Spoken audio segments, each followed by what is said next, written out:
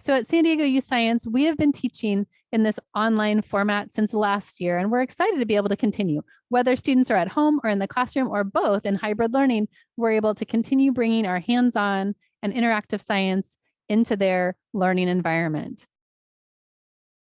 So that's right. All mammals are vertebrates. And when you reach your hand around and feel those bumps that are running down your back, what you're feeling are the individual vertebrae. And we happen to have a real gray whale vertebrae right here. And it's huge because, of course, gray whales are much bigger than we are. They're marine mammals that are about the size of a school bus. They can be over 50 feet long. I have an enormous gray whale rib bone right here.